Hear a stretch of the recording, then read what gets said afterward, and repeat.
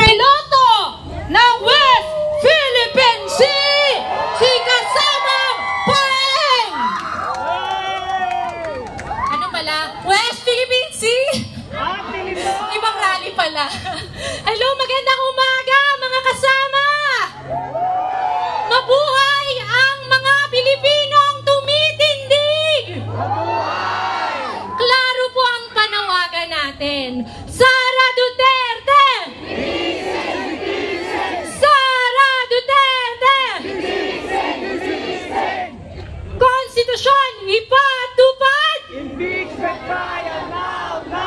Konstitusyon ipatupad! Impeachment trial now na! At ito, para sa ating Senate President. Siya na lang ata yung keso na hindi pa natutunaw sa init na ito. Sabay-sabay nating isigaw, Cheese Escudero! Galawin ang baso! Cheese Escudero!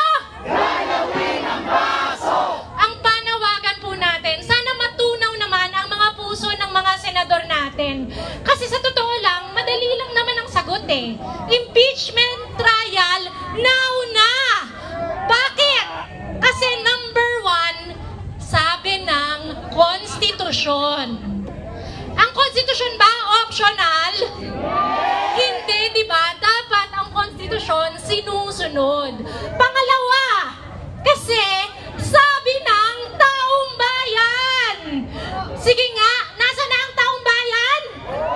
Andito, nasa labas ng Senado, sinasabi, mga senador, tara na. Sara Duterte, litisin na. At syempre, dahil pangatlo, yun ang mandato ng hustisya. Tayo pong taong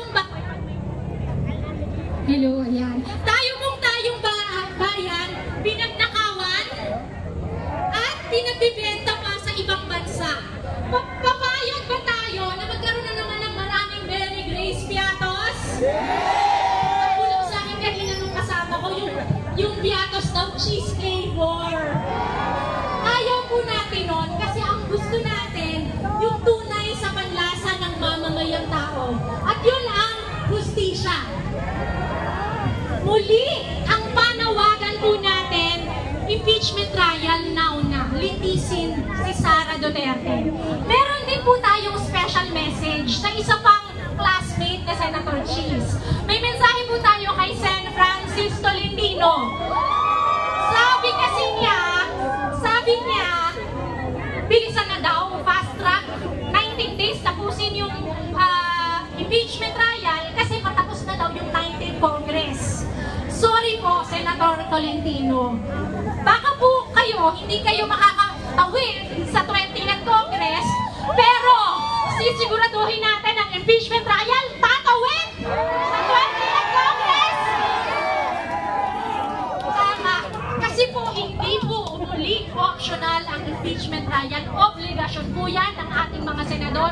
At paalala po, walang expiration date ang hustisya. Kongresong ngayon hanggang sa 20th Congress, tuloy-tuloy po ang ating laban at dapat tuloy-tuloy din ang ating panalo. Dahil sabi nga po namin sa akbayan, pagmahal mo, Akbayan mo! at mahal natin ang bayan, sisiguraduhin natin mananalo ang taong bayan sa laban na ito. Sara Duterte! Cheese Escudero! Konstitusyon ipatupad! Maraming salamat po! Mabuhay! Tindig Pilipinas, Akbayan at iba pang mga grupong nandito.